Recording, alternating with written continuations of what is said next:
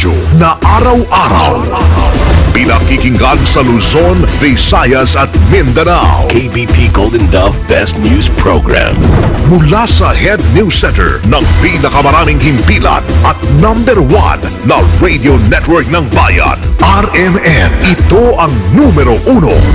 RMN News Nationwide. RMN News Nationwide. Kasama ang KBP Golden Dove Best Newscaster, Weng de la Peña, at ang maasahang broadcaster, Buddy Oberas. RMN News Nationwide. RMN News Headlines. Ngayong umaga sa RMN News Nationwide, Pangulong Aquino good ratings pa rin sa 11 larangan ng kanyang pamumuno ayon sa survey. Ilang senador porsigidong mapanagot ang mga sangkot sa PDAF scam. Hindi lang pag-iigpit ang kailangan natin, Karoji. Kailangan may makulong. Kasi ang problema natin sa Pilipinas, bawal magnakaw ng konti. Yung nagnanakaw ng malaki. Kulong Malacanang, blanco pa rin sa tinaguriang Three King sa Bureau of Customs. 2 pulis na sangkot sa pagkakapatay sa mga lider ng Osamis Robbery Group na harap sa kasong murder. Pero patuloy naman tayo na ang pulis mismo nagpakita ng kakayahan na magreforma sa sarili. Minsan loob nila ito imbestigahan at wala itinago. Balitang negosyo, Luzon. Posibleng kapusin ang supply ng kuryente sa 2015. At sa ibayong dagat, operator ng diskaril na tren sa Espanya na ikinamatay ng 80 katao, isa sa ilalim na sa investigasyon. Buong pagsasarang boses ng balita. RMN News Nationwide. Ikaw ba ay tutungo ng Cagayan de Oro? For the best hotel accommodation, stay at the VIP Hotel because you are a VIP. Ang pinakamalaking mga balita, abot sa bawat Pilipino, saan man sa bansa. RMN News Nationwide. Mabuhay Pilipinas, umaga po ng Biyernes ngayon, July 26, 2013. Ito ang numero 1 RMN News Nationwide. Ako si Buddy Oberas. Ay po live na live sa DXKR 639 RMN Coronadal, DXRC 900 RMN Zamboanga, DXBC 693 RMN Butuan, at DYHP 612 RMN Cebu. Live din tayo international by www.rmnews.com at WRMN New York, USA, at sa lahat po natin number 1 AM stations sa buong bayan. RMN. Sa kabila mga kasama ng tambak na batikos, pasado pa rin si Pangulong Noynoy Aquino sa ratings. Ayon sa pinaka-latest na Pulse Asia Ulat ng Bayan National Survey, nasa rating na good ang Pangulo sa 11 parte ng pamumuno nito. Ayon sa Pulse Asia Survey na isinagawa noong June 20 hanggang July 5, nakuha ng Pangulo ang mula sa gradong 75 na poverty reduction hanggang sa 80 na grado sa pagpapatakbo sa ekonomiya at pagbibigay serbisyo sa mga Pinoy. Lumalabas lamang na nakamit ni Pinoy ang 1 percentage point gain sa kanyang mean grade sa isyu ng pagpapatakbo ng ekonomiya mula po sa 79 noong Agosto ng 2011 papunta sa gradong 18 nitong June 2013. Nag-improve din ng 5 puntos sa kanyang median grade ang Pangulo pagdating naman sa issue ng poverty reduction mula 75 papunta ng 80. Ngayon paman bumaba naman ang 1 puntos sa kanyang grado sa issue ng pagpapatupad ng pantay na law enforcement sa Pilipinas yan mula sa 79 papunta sa 78. Mas pabor ngayon ang mayorya ng Senado mga kasama na magkaroon po na independent body na manguna sa investigasyon ng 10 billion pork barrel scam. Ayon kay Senate Majority Leader Alan Peter Cayetano, layon nito na hindi maging bias ang pagsisiyasat, lalo pat may ilang senador at mamabatas ang nasasangkot sa nasabing anomalya. Iginit ni Cayetano na dapat ay may makulong sa pagkakabunyag ng PDAP scam. Binanggit din ng senador na magandang magkaroon ng line item budgeting sa Priority Development Assistance Fund. Sa pamamagitan nito ay mas magiging malinaw sa publiko kung saan mapupunta ang ilalaang pondo na ipinamamahagi naman sa iba't ibang ahensya ng pamahalaan. So, hindi sa pinagtatakpan namin o hindi sa ayaw namin imbestigahan ng aming sarili, kung hindi mas nakakabuti na isang independent body ang gumagawa nito, but I urge DOJ at NBI na maging open. Yung solusyon nga dyan is mag-line item budget, di ba? Okay. Para wala na rin intriga, wala na rin diskresyon, at ma-assure natin ang ating mga kababayan na walang anomalyang mangyayari dyan. Pagdating naman dito sa mga NGO, hindi lang paghihigpit ang kailangan natin, Karoji. Kailangan may makulong. Kasi yun po ang problema natin sa Pilipinas bawal magnakaw ng konti. Yung nagnanakaw ng malaki. Kulong Pero yung nagnanakaw ng bilyon-bilyon, parang nakikita na ating mga kababayan, may mga yate, may mga aeroplano, nasa abroad parate, nasa golf course.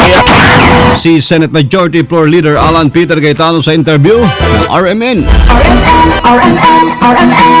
Kasama pala isipan pa rin sa Malacanang kung sino ang tinaguriang Three Kings sa Bureau of Customs na protektor o mano ng mga smuggler sa ahensya. Ayon kay Presidential Spokesperson Edwin Lacerda, wala silang impormasyon sa mga ito na itinuturong nagpoprotekta sa mga smuggler sa BOC. Pero ang pag-check ni Lacerda sa oras na maisapinal na ng Pangulong reforma sa Customs Bureau, mareresolba na lahat na ibinunyag ng nagbitiw na si BOC Deputy Commissioner Danilo Lim. Samantala, itilang ginawa ng tagapagsalita ang ulat na nakabot na sa palasyo ang bahagi ng kita mula sa smuggling sa nasabing kawanihan. Nahaharap na sa kasong murder ang 2 pulis na sangkot sa pagkakapatay sa mga lider ng Osamis Robbery Group na sina Wilfredo Panugalinga alias Kulot at Ricky Cadavero alias Kambal. Sa isinagawang press con kahapon, kinumpirma ni Interior Secretary Mar Rojas na nakakita na ng probable cause sa mga nag-iimbestiga kaya't kinasuhan ng pagpatay sina Senior Inspector Manuel Magat at Police Inspector Efren Oco. Pagamat mayroong mga bulok na kamatis sa kalooban ng iris ay mas naghihigit, mas marami ang nagnanais ng reforma, ng katinuan, ng maayos at tama na pagtatrabaho. Kaya nandito tayo ngayon, nakakadismaya na nangyari nga ito, pero natutuwa naman tayo na ang pulis mismo nagpakita ng kakayahan na magreforma sa sarili. Minsan loob nila ito yung imbestigahan at walang itinago at ayon dito sa fact-finding report na ito ay nag-file na ng criminal case laban doon sa mga nabanggit. Bukod sa kanila, mahigit 10 iba pa ang kinasuhan ng perjury dahil naman sa naging pahayag nila kaugnay naman ni ambush sa ilang kasamahan ng 2 nasawi.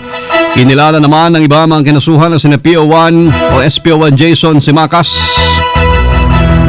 SPO1 Joseph Ortega, SPO1 Henero de Gala, PO3 Sherwin Bulan, PO3 Ramil Gonzales, PO3 Marvin Mejia, PO3 Eduardo Cruz, sina PO2 Conrado Bautista Jr., Ezekiel Reyes, Christopher Reyes at PO1 Ryan Ray Gado, bawang mula sa Regional Public Safety Battalion. Matatandang ita-turnover sana na matuhan ng Calabarzon PNP ang 2 gang leaders sa Bureau of Corrections na mangyari insidente habang papunta sa Dasmariñas City. Samantala, ang mga kinasuhan naman ng perjury sa ilalim ng Article 183 ng Revised Penal Code ay sina Senior Inspector Fernando Cardona at 11 iba pa, habang ang mga kinasuhan naman obstruction ay sina dating ARSOG 4A Chief Police Superintendent Danilo Mendoza at 15 iba pa. Inihain na rin po ang administrative case laban sa natanggal na pwesto o sa pwesto na si dating Calabarzon 4A Chief Superintendent Benito Estepona. Ang operation procedures ng PNP pinareripaso na isang senador. Kasama natin sa balita, Grace Mariano. RMN Report! Inaimbestigahan ni Senator Gringo Hunasan sa Committees on Public Order and Dangerous Drugs of Social Justice and Human Rights ang mga insidente ng umunoy paglabag sa karapatang pantao ng ilang mga operatiba ng Philippine National Police. Sa inihaing resolusyon, iginit ni Hunasan na kinakailangan ang pagrepaso sa rules of engagement at pag-aralan din na mapataas ang antas ng operational procedure na sinusunod sa PNP at matiyak na nasusunod ito ng mga operatiba sa layuning mailayo sila sa maagang paghusga sa pamamagitan ng trial by publicity.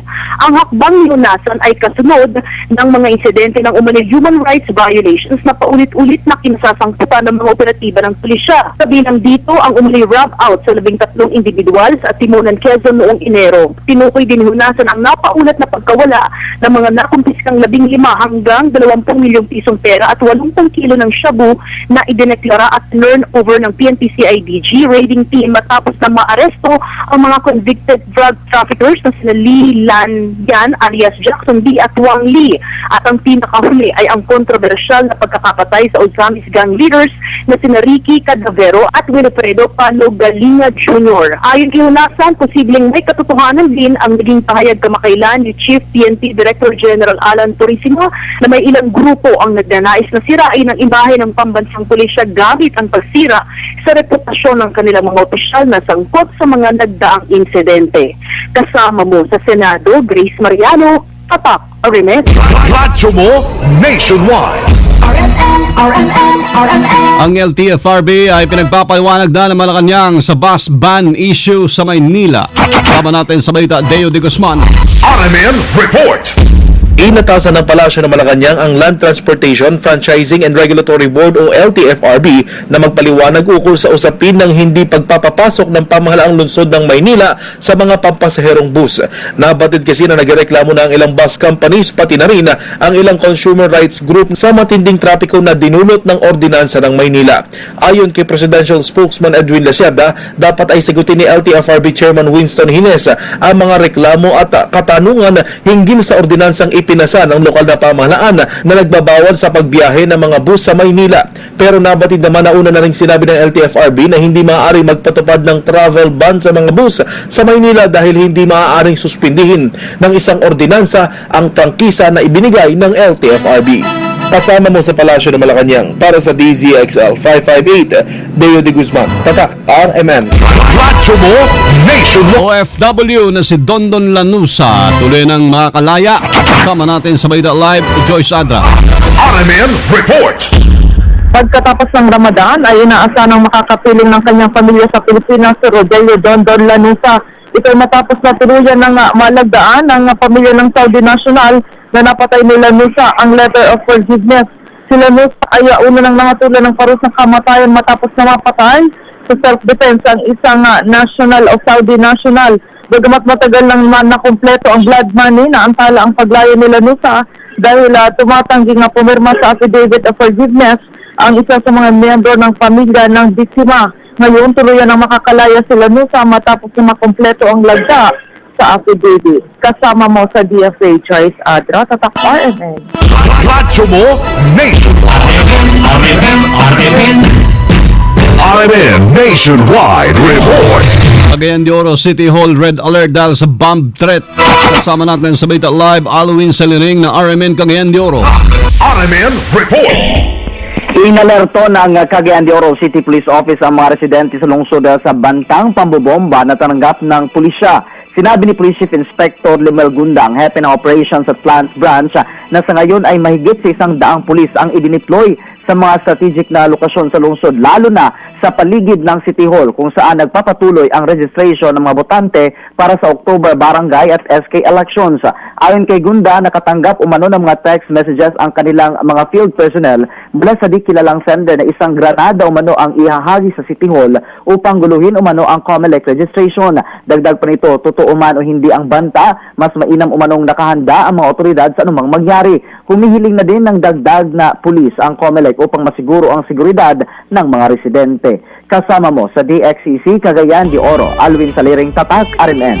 Radyo mo nationwide. RMN News Network. Posibleng makaranas ng kakulangan ng supply ng kuryente ang buong Luzon sa taong 2015. Ayon kay DOE Secretary Jericho Petilla, ito dahil sa lumalakas sa demand sa supply ng kuryente. Ilinaw ni Petilla ang nabanggit ng Pangulong Noynoy Aquino sa kanyang SONA tungkol sa coal-fired power plant ay isang alternatibong paraan lamang kung kakailanganin ng karagdagang supply ng kuryente. Isa sa mga naisip ng solusyon dito ng DOE ay ang pagkaroon ng LNGO o ang LNG, liquefied petroleum gas. Pero pinaliwanag po ng kalihim na abutin ilang taon bago matapos ang naturang plano. RMN News Abroad. Spain, natakdang isilalim mga kasama sa investigasyon ng driver ng nadiskaril na tren kung saan umabot sa 80 pasahero ang nasoy. Depensa naman ng naturang State Railway Company, masyado pa manong maaga para matukoy ang pinagugatan na aksidente. Sa kabila na ginigit na ilang media outlets na doble yung speed limit ng tren. Nabatid sakay ng nasabing tren ng 218 pasahero at 4 na crew. 178 katao naman ang iniulat na sugatan, kung saan 95 dito ang natili pa rin sa ospital. Nanawagan na si Pope Francis na mag-alay ng panalangin habang mga bansang France, Italy, Poland at European Union nakasimpatya sa mga biktima po na nasabing trahedya.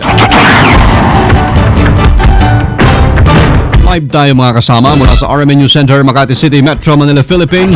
Kung narinig ngayong umaga ng Biyernes ang RMN News Nationwide, July 26 sa tayo 2013. Sa mga taga Iloilo, susunod na po dyan si Novi Guaso at Regan Arlos sa RMN News Diretso Balitang Iloilo. Sa numero 1 pa rin, UARI 774. Panoorin po amin naging pagbabalita ng alas 7 na umaga. Sa YouTube pa rin mga kasama, i-type lamang ang RMN News Nationwide.